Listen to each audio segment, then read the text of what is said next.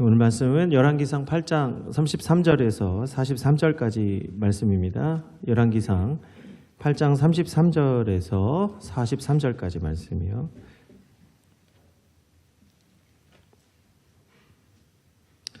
찾으셨으면 우리 한 절씩 교독하겠습니다.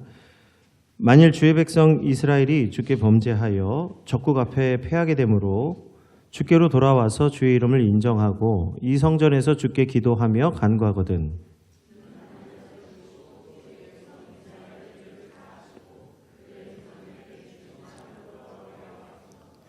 만일 그들이 주께 범죄함으로 말미암아 하늘이 닫히고 비가 없어서 주께 벌을 받을 때에 이곳을 향하여 기도하며 주의 이름을 찬양하고 그들의 죄에서 떠나거든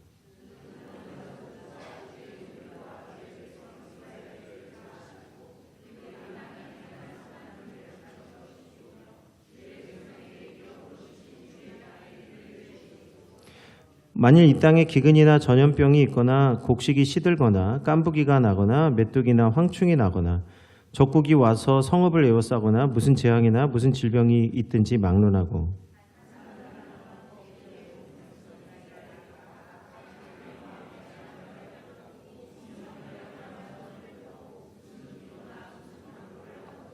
주는 계신 곳 하늘에서 들으시고 사하시며 각 사람의 마음을 아시오니 그들의 모든 행위대로 행하사 갚으시옵소서. 주만 홀로 사람의 마음을 다 아심이니이다.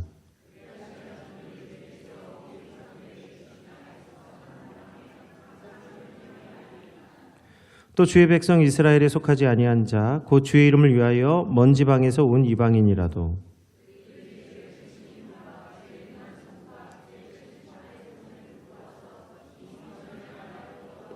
함께 읽겠습니다. 주는 계신 곳 하늘에서 들으시고 이방인이 주께 부르짖는 대로 이루사 땅의 만민이 주의 이름을 알고 주의 백성 이스라엘처럼 경외하게 하시오며 또 내가 건축한 이 성전을 주의 이름으로 일컫는 줄을 알게 하옵소서. 아멘.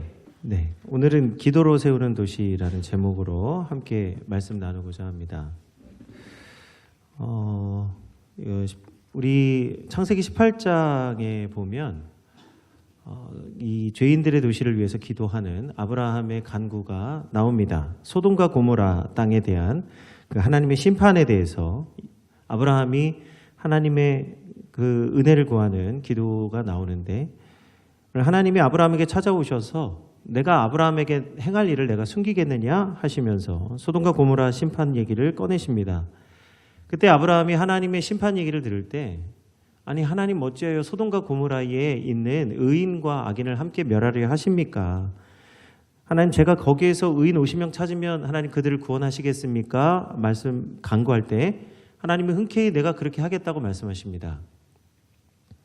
심판하시겠다고 하시는 말씀에 의인이 있으면 구원하시겠냐고 그러니까 구원하겠다고 말씀하시는 거예요. 그렇다고 한다면 지금 아브라함의 기도가 옳다면 하나님이 의인이 있는데 구원하실 수 있는데 심판하시는 하나님이 되시는 거죠.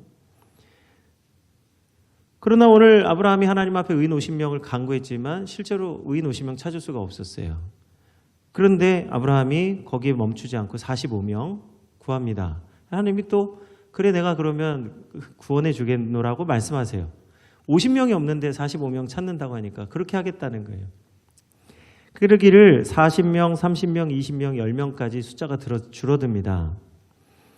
하나님이 아브라함이 계속해서 의인들의 숫자를 줄여나가면서 그래도 구원하시겠냐 할 때 내가 그 10명 있으면 구원하겠다. 그때마다 구원하시겠다고 말씀해 주세요. 결국 이 아브라함의 기도에 구원을 베풀어 주시겠다고 응답하시는 하나님의 뜻이 뭐냐. 지금 아브라함은 50명, 45명, 30명 이렇게 찾아 나가지만 하나님은 의인이 몇 명이냐에 따라서 구원을 해주시겠다라고 하는 뜻이 아니라는 것을 알 수 있습니다. 그러니까 아브라함이 생각한 대로 구원이 의인 50명, 40명이라고 하는 양적인 것에서 하나님의 구원이 온다고 한다면 누구도 구원받을 자가 없는 것이죠. 그러나 하나님이 원하시는 것은 많은 숫자의 의인을 원하고 있는 게 아니라는 것을 지금 알 수 있어요. 왜냐하면 아브라함이 50명 얘기할 때도 그렇게 하겠다. 45명 그렇게 하겠다. 30명 그렇게 하겠다. 10명 있어도 하시겠냐? 그렇게 하겠다. 지금 하나님은 50명이냐 10명이냐를 가지고 얘기하시는 게 아니잖아요. 아브라함이 계속 구원해 주시겠느냐 할 때 그렇게 하겠다는 거예요. 그런데 아브라함이 눈을 씻고 찾아봐도 그 소돔과 고모라의 성읍에 있는 사람 중에 누구도 단 한 사람도 하나님께 기도하는 사람이 없었다는 사실. 숫자가 50명이냐 30명이 20명이냐 그 숫자가 중요한 게 아니라는 거예요. 아무리 숫자를 줄여나가도 한 사람의 의인도 한 사람도 하나님께 기도하지 않으니 이 성읍이 하나님의 은혜를 입을 수가 없는 죄악의 도시가 될 수밖에 없었다는 것을 알게 하시는 거죠. 이처럼 한 사람의 의인의 기도가 모든 사람을 살리는 생명의 역사가 되는 줄 깨닫습니다.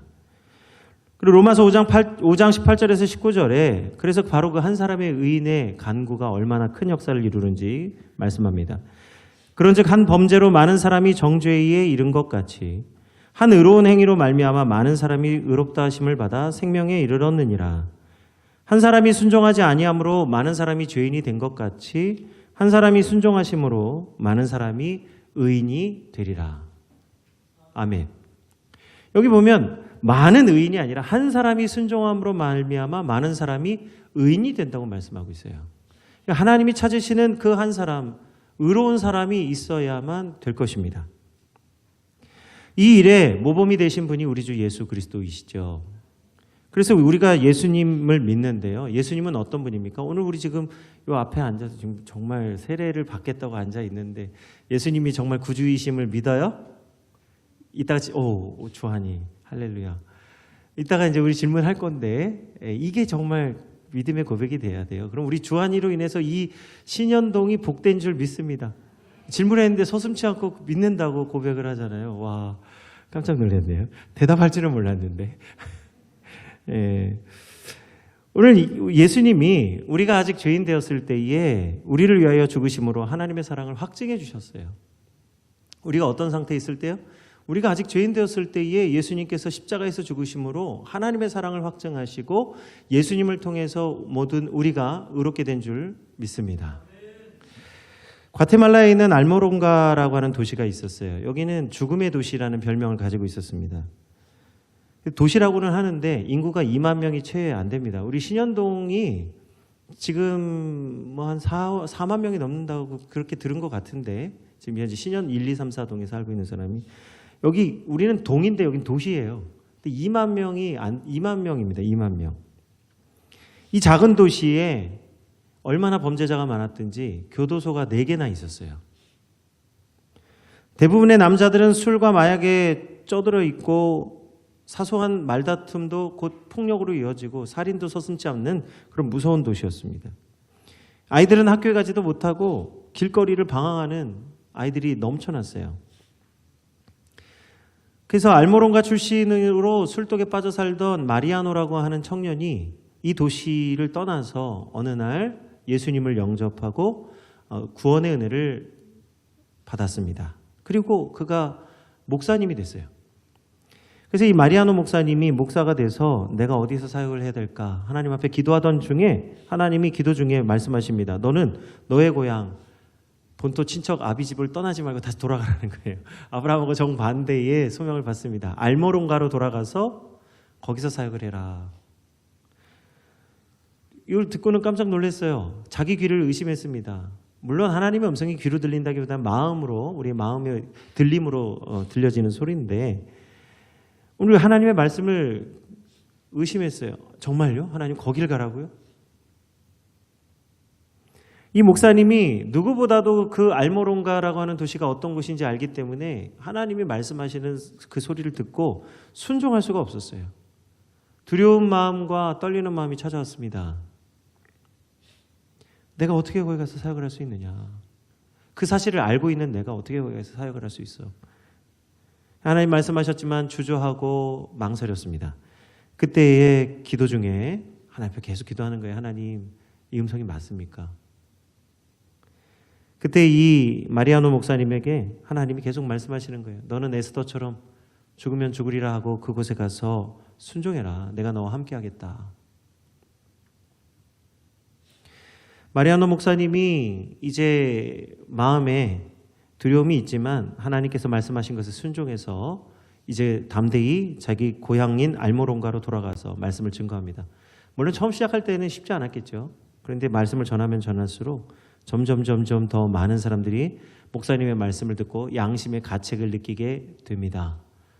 양심의 가책을 느낀 사람들이 한 일이 있어요. 우리의 기대와 우리의 소망대로라면 열심히 기도하고 하나님이 함께 하시겠다고 했으니 이 목사님 말씀 전하고 양심의 가책을 받은 분들이 회개하고 주께 돌아와야 되겠죠. 근데 우리와 이 목사님과의 기대와는 정반대 일이 일어났습니다. 양심의 가책을 느낀 범죄자들이 이 목사님을 죽이려고 나서기 시작했어요. 그래서 목사님 길거리 가는데 납치해가지고 차로 납치해서 막 끌고 가서 너 계속 말씀 전하면 죽여버리겠어, 뭐 이렇게 협박을 하는 거예요. 여러 번 목사님을 납치해서 죽이겠다고 협박을 했습니다. 그런데도 불구하고 이 담대히, 그러니까 믿음의 발걸음 떼기까지는 어려운데요. 한번 믿음의 발걸음을 떼니까 하나님이 목사님의 마음을 주관하셔서 강권적으로 역사하셔서 목사님 담대하게 하나님의 말씀을 증거하기 시작한 것입니다. 그러니까 이 죽이겠다고 하는데 아까 뭐라고 했어요? 에스더처럼 죽으면 죽으리라. 그러고 나니까 진짜 죽음이 무섭지 않은 거예요. 그래서 담대히 말씀을 전하니까 이 사람들이 죽이지는 못하고 풀어주고 또 납치하고 풀어주고 납치하고. 그런데 목사님이 한결같이 기도하고 하나님의 복음을 증거하니까 사람들이 복음을 듣고 예수님께 돌아오고 기도하는 중에 그들의 병이 치료되고 또 목사님을 향해서 총을 쏘았는데 이 총알이 비껴나가는 거예요. 그런 기적의 역사가 일어나는 것이죠. 그래서 많은 사람들이 목사님이 이 도시의 수많은 범죄자들이 목사님을 타겟으로 해서 죽이겠다고 협박하고 실제로 죽이려고도 했는데 하나님이 목사님을 들어 사용하시는 것을 보고 많은 사람들이 목사님의 말씀을 듣고 회개하기 시작합니다. 그래서 이 지역의 주민 중에 90%가 그러니까 2만 명이니까 18,000명의 주민이 예수님을 믿고 그리스도인이 되었어요. 그래서 이 도시가 범죄자들의 도시였는데 죽음의 도시였는데 이 4개의 교도소에 죄수가 하나도 없는 거예요. 그러니까 범죄자들이 많아서 교도소가 4개나 있었는데 그리스도인이 되고 나니까 이 범죄자들이 사라져서 이제는 이 교도소가 다 관청으로 사용이 됩니다. 주민들을 위한 센터가 된 거예요. 그리고 알모론가가 이제 죽음의 도시라는 그 타이틀을 벗어나니까 아이들이 어른들의 길거리에 이제 웃음꽃이 피기 시작하는 거죠. 이와 같이 세상이 우리를 두렵게 하지만 사실은 그 반대입니다. 우리가 예수 그리스도를 담대히 믿고 복음을 증거하면 우리는 세상이 감당하지 못할 사람들이 되는 것인데 왜 세상이 감당하지 못할 사람이 됩니까? 원수까지도 사랑하며 자기를 박해하는 사람들을 위해서 기도하는 사람이기 때문에 세상이 감당을 할 수가 없는 것이에요. 진실로 기도하는 사람, 원수를 사랑하고 자기를 박해하는 자를 위해서 기도하는 사람은 세상이 감당하지 못할 사람이 되는 줄로 믿습니다. 예수님이 그렇게 하셨잖아요. 그래서 오늘 우리는 예수님이 오셔서 그리스도인이 되었는데 오늘 예수님이 오시기 전까지 예루살렘 성전은 바로 예수님이 하신 일을 담당하는 모형이 되었습니다. 그래서 예루살렘 성전의 기능이 뭐냐 하면 기도하는 집이 되고 이 기도의 핵심은 뭐냐? 죄를 회개하는, 죄를 사하심을 받는 장소로 사용이 되었어요. 그래서 성전은 크게 3부분으로 나뉘는데 지성소입니다. 1년에 한 번 대제사장이 이스라엘 백성들의 죄를 용서받기 위해서 하나님께 죄 사함을 받기 위해서 1년에 한 번 대제사장이 지성소로 들어가는 지성소가 있고요. 성소가 있습니다. 지성소 바깥쪽에 성소가 있는데 여기는 매일의 분향단에 그 향을 올려드리고 그곳에서 매일 기도하는 제사장들이 기도하는 장소였어요.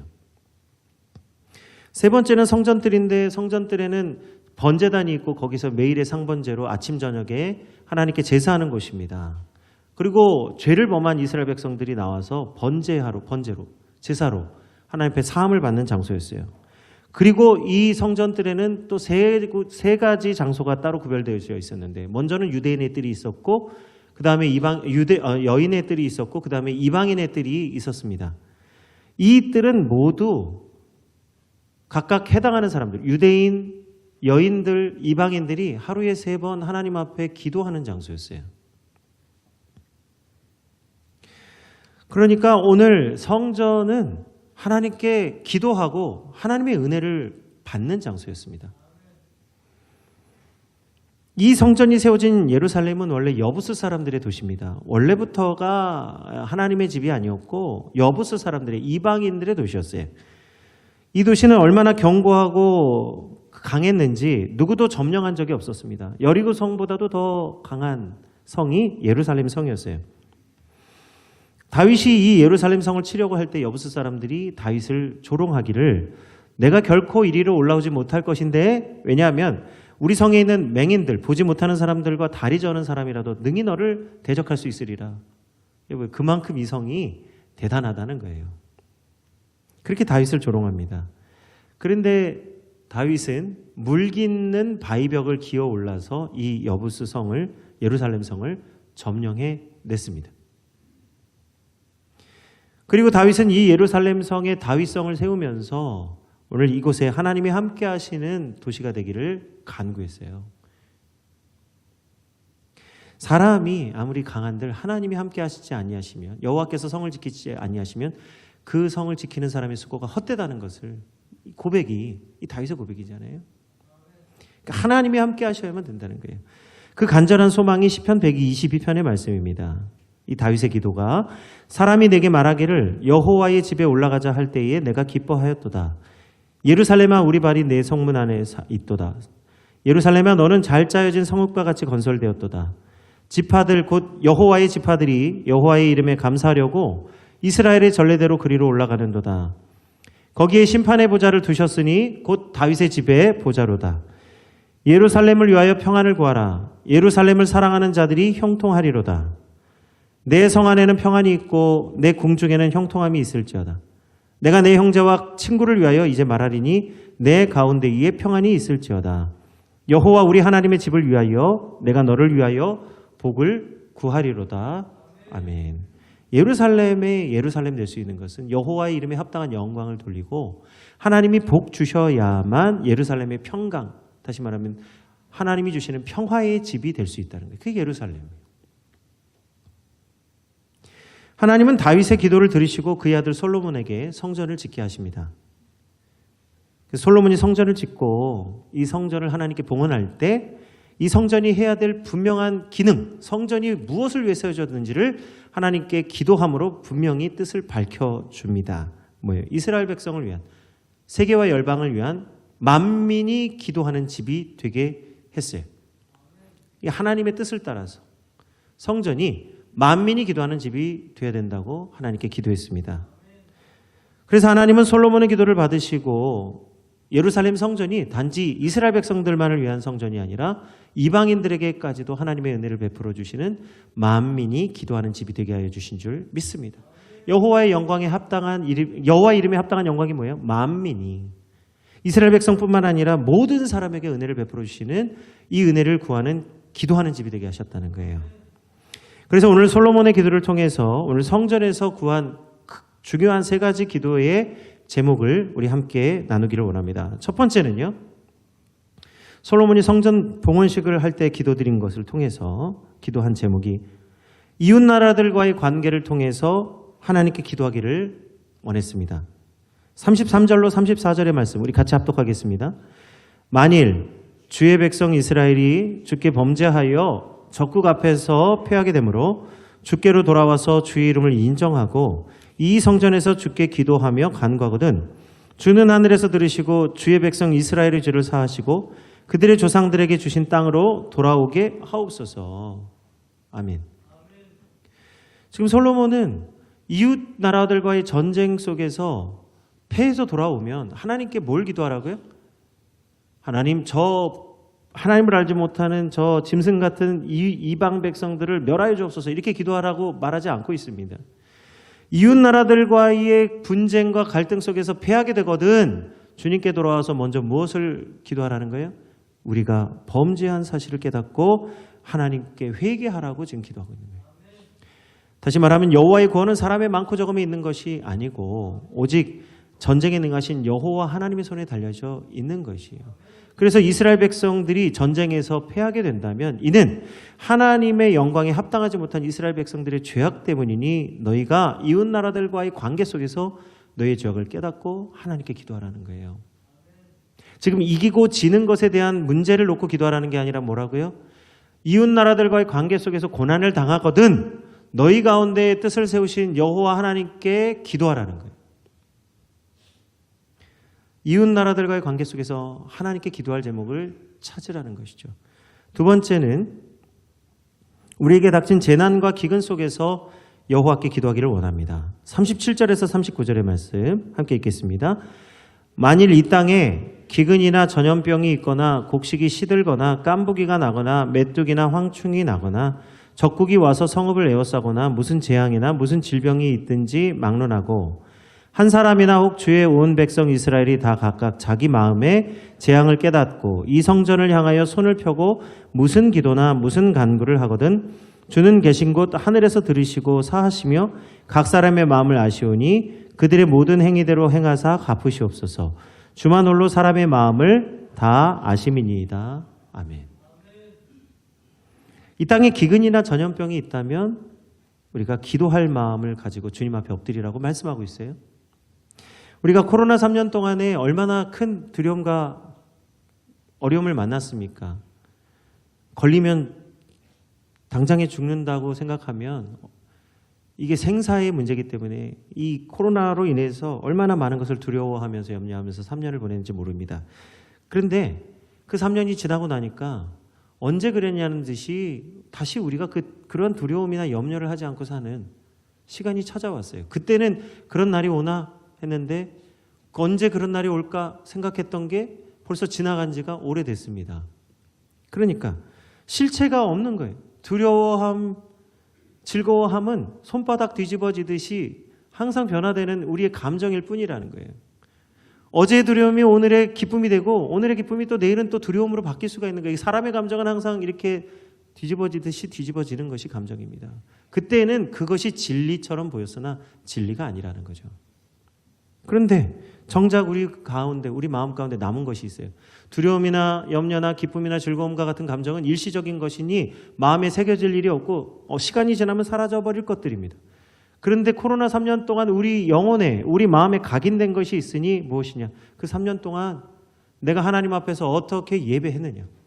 내가 어떤 믿음으로 하나님 앞에 지켰느냐는 우리 안에 각인이 돼 있고 하나님이 아시고 우리가 아는 거예요. 감정은 다 사라지고 육신은 사라지는데 남는 것은 영혼의 만족과 믿음이 남는 거예요. 전염병. 기근은 또 어떻습니까? 올해 김장을 하려고 하니까 배추 400포기, 아니 진짜 숫자 많이 줄인 거거든요. 진짜 2,000포기, 3,000포기 할 때가 진짜 있었는데 400포기 하면 그냥 좀 웃음이 나오는 숫자기는 해요. 근데 지금 400포기 하자고 하니까 그것도 지금 근데 올해는 더 합니다. 왜요? 배추값이 배추가 너무 비싸요. 왜 비싸죠? 예? 잘 안 돼. 뭐라고 하셨어요? 폭염 때문에? 예, 그러니까 기근이에요. 기근인 거예요. 지금 우리나라가 기근인 거예요. 비가 올 때는 많이 오고 안 올 때는 안 오고 더울 때는 너무 덥고 추울 때는 완전히 춥고 아침엔 춥고 낮엔 덥고 완전 날씨가 지금 이게 지금 기근이에요. 기근인 줄 모르고 있지만 기근인 거예요. 우리만 그렇습니까? 지금 전 세계가 기근입니다. 너희가 기근이나 전염병이 있거나 곡식이 시들거나 깐부기가 나거나 메뚜기나 황충이 나거나 적국이 와서 성읍을 에워싸거나 무슨 재앙이나 질병이 있다고 한다면 막론하고 그 모든 일을 다 뭐 일일이 얘기할 것이 아니라 이 모든 일을 물론 막론하고 한 사람이나 주의 온 백성 되는 이스라엘이 다 자기의 마음의 재앙을 깨닫고 성전을 향해서 기도하라는 거예요. 지금 기도할 때가 되었다는 거예요. 기도할 시기라는 거예요. 놀랍게도 솔로몬의 기도가 이 성전에서 드린 기도가 지금 우리의 현실이에요. 하나님은 이른 비와 늦은 비를 통해서 풍성한 열매를 맺게 해주십니다. 만일 기근이나 전염병이나 육신의 고통을 받는다고 한다면 오늘 솔로몬의 기도와 같이 한 사람이나 모든 사람이 각기 여호와 하나님을 찾아야만 할 것입니다. 이는 물이 없어 기갈이 있는 것이 아니라 여호와의 말씀이 없어 듣는 기갈이라는 거예요. 그러므로 하나님께서 각 사람의 마음과 그들의 행위대로 갚아주실 줄 믿는데 오늘 우리는 그래서 고난당하는 자가 있다면 기도할 것이요 오늘 즐거워하는 자가 있다면 마땅히 하나님께 찬송을 돌려야 할 줄로 믿습니다. 기도할 때인 거예요. 세 번째는 모든 민족을 위해서 기도하기를 원하십니다. 우리 41절에서 43절의 말씀입니다. 함께 합독하겠습니다. 또 주의 백성 이스라엘에게 속하지 아니한 자 곧 주의 이름을 위하여 먼 지방에서 온 이방인이라도 그들이 주의 크신 이름과 주의 능한 손과 주의 펴신 팔의 소문을 듣고 와서 이 성전을 향하여 기도하거든 주는 계신 곳 하늘에서 들으시고 이방인이 주께 부르짖는 대로 이루사 땅의 만민이 주의 이름을 알고 주의 백성 이스라엘처럼 경외하게 하시오며 또 내가 건축한 이 성전을 주의 이름으로 일컫는 줄을 알게 하옵소서. 오늘 솔로몬이 여호와의 성전에 여호와 이름을 두시겠다고 내가 사람의 손으로 지은 성전이 하늘의 하늘에라도 하나님을 두시지 못할 것인데 사람의 손으로 지은 이 성전에 여호와께서 계신 것은 여호와 이름을 여기에 두고 기도하는 사람들의 소리를 들으시겠다고 말씀하셨어요. 여호와의 이름에 합당한 영광은 뭐예요? 마땅히 하나님께 기도할 제목으로 하나님께 간구하는 거예요. 그런데 뭐예요? 그 합당한 영광을 위해서 기도할게. 천하 만물, 온 우주를 창조하신 하나님의 이름에 합당하게 기도하려면 이스라엘 백성만 구원하시는 게 아니라 모든 민족과 세계와 열방까지도 구원하실 수 있는 여호와 하나님의 구원을 기도하는 집이 되어야 된다는 거예요. 그게 만민이 기도하는 집의 핵심이에요. 한 사람이나 모든 사람이나 열방이나 기도하는 원리는 똑같습니다. 하나님의 구원하심이 오늘 우리 가운데 임하시기를 기도해야 된다는 거예요. 이는 성전에 두신 여호와 이름이 온 세계와 열방에게까지 미칠 영광의 이름이 되시기 때문입니다. 그래서 물이 바다 덮음같이 여호와의 영광이 온 세상에 가득하게 되리라. 부흥이죠. 이렇게 솔로몬이 기도의 목적이 분명했기 때문에 이방인들의 뜰도 있었던 것이에요. 기도하는 장소. 그렇기 때문에 오늘 우리 교회는 하나님의 얼굴을 구하는 기도의 용사가 되어야 될 줄 믿습니다. 이제는 예수 그리스도께서 오셔서 더 이상 예루살렘의 성전이 아니라 우리 몸을 성전 삼아 주셔서 우리가 있는 곳이 어디라면 그곳이 저 땅끝이라도 저 음부의 권세로 내려갈지라도 예수 그리스도를 믿는 성도들의 몸을 통해서 하나님의 영광이 나타나게 하실 줄 믿습니다. 그래서 오늘 우리 도시를 살아가고 도시를 섬기는 우리 성도들의 기도의 핵심은 뭐냐? 죄를 깨닫고 회개하는 데서부터 하나님의 부흥이 시작되는 거예요. 솔로몬이 하나님께 기도한 것처럼 이 사실을 깨닫고 기도한 사람이 있었으니 그가 느헤미야입니다. 느헤미야 1장 6절에서 7절의 말씀입니다. 오늘 자막을 아마 띄워줄 텐데 한번 같이 합독해 볼게요. 오늘 느헤미야의 기도가 참으로 이 솔로몬이 기도한 것과 동일한 기도의 제목을 가지고 하나님께 기도합니다. 6절 7절 이제 종이 주의 종들인 이스라엘 자손을 위하여 주야로 기도하오며 우리 이스라엘 자손이 주께 범죄한 죄들을 자복하오니 주는 귀를 기울이시며 눈을 여시사 종의 기도를 들으시옵소서. 나와 내 아버지의 집이 범죄하여 주를 향하여 크게 악을 행하여 주께서 주의 종 모세에게 명령하신 계명과 율례와 규례를 지키지 아니하였나이다. 오늘 느헤미야가 깨달은 것처럼 우리 성도들이 하나님의 마음을 깨닫게 되면 성전에서만 기도하는 게 아니라 성전을 잃어버린 느헤미야이지만 오늘 바벨론 수산궁에서 이스라엘 백성들을 바라보면서 자신의 죄와 자신의 집안의 죄를 회개할 수 있는 사람이 되게 하실 줄 믿습니다. 그들의 죄가 아니라 나의 죄가 되는 거예요. 예수님처럼 그들의 죄를 나의 죄로 끌어안고 회개의 역사를 하는 거죠. 그들이 회개하지 못하니까 내가 그들의 죄가 나의 죄이기 때문에 내가 회개함으로 그들의 회개할 것까지 대신 담당하는 것이 오늘 느헤미야의 기도예요. 이게 성전에서 기도하지 못하지만 성전 기도의 핵심 아닙니까? 성전에서 아무리 기도한들 기도의 핵심을 알지 못하고 기도하는 자들과 성전에서 기도하지 못해도 성전 기도의 핵심을 알고 기도하는 자의 기도의 능력은 전혀 다른 것이에요. 그래서 우리 성도들이 하나님의 마음을 알게 되면 개인이든 공동체든 우리가 있는 그곳에서 우리 도시의 죄를 담당하고 회개하게 될 줄 믿습니다. 저들의 죄가 아니에요. 우리의 죄예요. 동성애자들의 문제는 우리의 문제예요. 동성애자들이 정체성의 혼란을 겪는 이유가 뭡니까? 남성인데 여성인 걸로, 여성인데 남성인 걸로. 우리 그리스도인들이 자신의 정체성을 깨닫지 못하기 때문에 우리는 누구입니까? 예수 그리스도의 사람이에요. 우리의 정체성은 하나님이 택정하신 백성, 내가 수고로이 낳은 아들이라고 말씀하셨죠. 하나님의 자녀인 정체성을 가져야 되는 것이에요. 이걸 잃어버렸기 때문에 저들이 정체성의 혼란이 오는 거예요. 그러니 그들이 문제가 아니라 우리가 문제인 겁니다. 느헤미야도 무너진 예루살렘의 문제를 그들의 문제가 아니라 자신과 자기 집안 문제로 생각했어요. 그래서 하나님께 기도합니다. 나와 내 아버지 집이 주께 범죄하였나이다. 심지어 에스라는요, 느헤미야하고 함께 동역했던 에스라는 이 죄악의 문제를 자기 자신의 문제인 것을 더욱 뜨겁게 깨닫고 하나님 앞에 기도합니다. 에스라 9장 6절의 말씀에 말하기를 나의 하나님이여 내가 부끄럽고 낯이 뜨거워서 감히 나의 하나님을 향하여 얼굴을 들지 못하오니 이는 우리의 죄악이 많아 정수리에 넘치고 우리 허물이 커서 하늘에 미침이니이다. 우리도 느헤미야나 에스라처럼 오늘 이 도시의 문제를 결코 우리와 저들로 구분해서 떼어서 기도할 수가 없는 거예요. 그들과 우리가 함께 섞여서 살아가기 때문에 우리도 그들의 영향을 받고 우리도 그들의 영향을 받습니다. 그들이 우리가 누구의 영향을 받아야 되겠습니까? 죄악의 도시에 살고 있을 때 죄의 영향을 받는 게 아니라 우리가 하나님의 자녀된 우리로 인해서 하나님의 의로우신 행위를 저들의 영향을 받아야 될지인데 도리어 우리가 이 죄악의 도시에서 그들에 물들어 산다고 한다면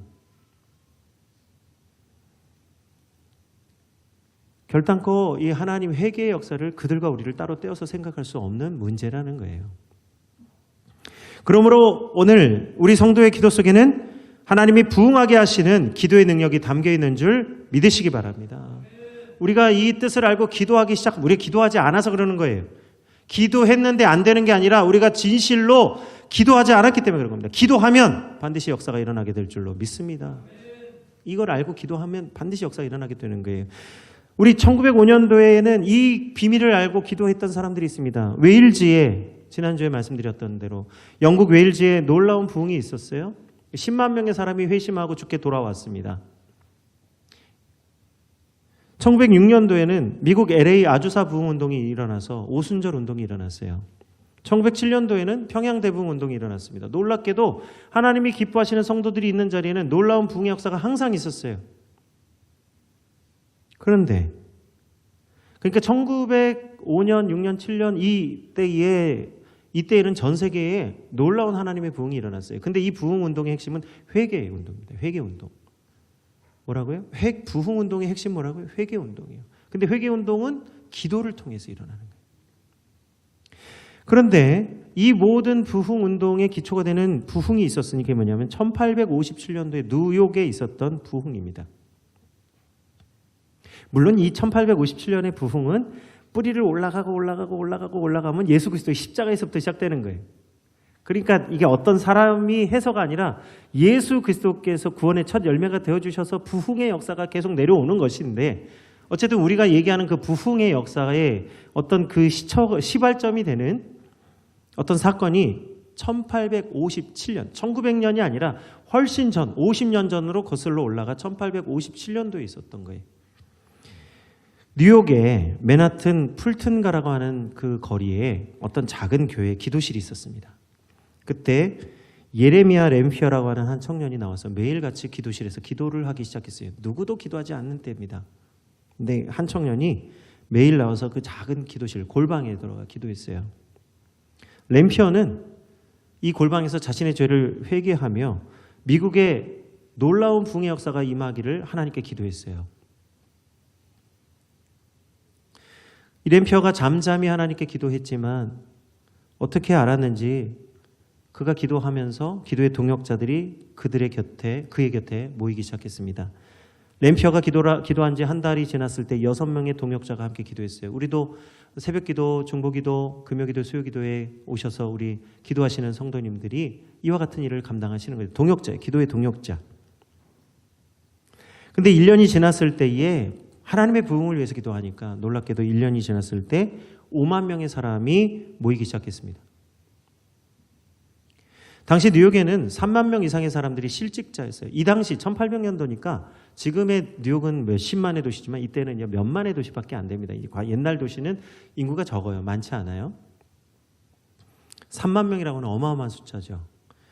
당시 뉴욕에 실업 사태가 일어나서 3만 명의 실업자들이 일자리가 없어서 전전긍긍하고 있을 때예요.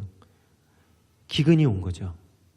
경제적인 기근이 왔어요. 이들이 실업자들인데 아침에 일자리를 구하러 다니다가 일자리가 없으면 점심때 335 모여가지고 기도하기 시작했어요.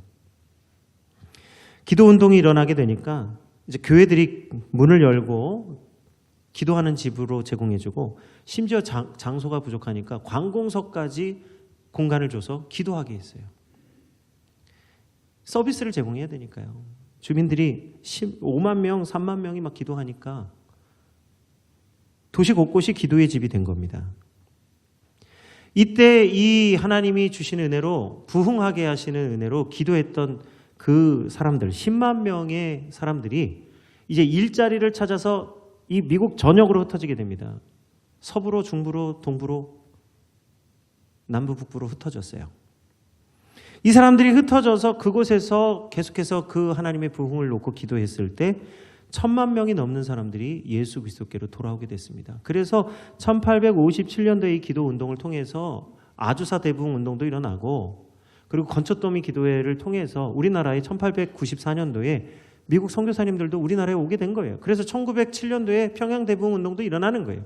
그보다 2년 전에 원산에서 선교사님들이 모여서 함께 기도 운동이 일어났었고 또 그와 비슷한 기도 운동이 계속 곳곳에서 일어났어요. 그러니까 우리의 부흥은 1907년이라고 할 수 없고요. 그 원류는 오늘 이처럼 한 사람, 예레미야 램피어라고 하는 한 청년이 기도한 그 기도에서부터 시작된 것입니다. 물론 그의 기도는 그보다 훨씬 2000년 전에 오신 예수 그리스도의 십자가로부터 시작된 것이죠. 그러므로 오늘 우리가 이 한 사람의 기도가 살아있는 한, 오늘 우리에게 주시는 기도의 능력을 알고 기도하는 한, 이 도시 안에는 하나님의 놀라운 은혜와 부흥이 역사가 일어나게 하실 줄 믿습니다. 우리 한 사람이 가정과 교회와 이 나라의 민족을 기도로 섬기는 복된 성도들이 다 되시기를 주 이름으로 축원드립니다. 그리고 그 한 사람이 우리 아까 그렇다고 대답한 우리 주한이가 될 거고 서연이가 될 거고 우리 예율이가 될 줄로 믿습니다. 그리고 어떠한 자리에 있든지 하나님께서 정말 남들이 알지 못하는 어떠한 자리에 가 있든지 그곳에서 하나님의 구원하심을 간절히 바라고 그곳이 하나님의 집이 되고 하나님의 기도에 하는 처소가 되게 하시는 분들을 통해서 반드시 하나님께서 길을 열어주시고 함께 능력으로 갚아주실 줄 믿습니다. 기도하겠습니다. 사랑해 주님 감사합니다. 오늘 우리에게 하나님 어떤 자리에 보내시든지 하나님 그 있는 자리에서 하나님 그 도시와 그곳에 속한 모든 성도들과 사람들과 자녀들을 위해서 기도하는 자들이 되게 해 주시고 하나님 어떤 환난과 고난 속에서도 주님 주신 믿음으로 승리하는 성도들이 되게 하여 주시옵소서. 먼저 그들의 죄가 나의 죄, 그들의 허물이 나의 허물인 것처럼 기도하게 하시고 또한 그들이 연약한 것 같이 우리도 연약한 존재지만 예수 그리스도께서 우리를 택정하여 주시고 사랑하여 주심으로 먼저 하나님의 자녀가 되게 해 주신 것뿐이오니 하나님 먼저 된 자라 나중된 자를 위해서 기도하게 하시고 큰 자가 어린 자를 섬기게 하여 주시옵소서. 하나님 오늘 우리에게 주신 은혜를 따라서 이 도시를 기도로 세우기를 원하고 하나님의 부흥이 임하기를 간구하기를 원합니다. 오늘 한 사람 한 사람이 우리가 속한 곳에서 기도하고 간구하여 하나님의 부흥을 맛보는 거룩한 세대가 되게 하여 주시옵소서. 예수 그리스도 이름으로 축복하며 기도드립니다. 아멘.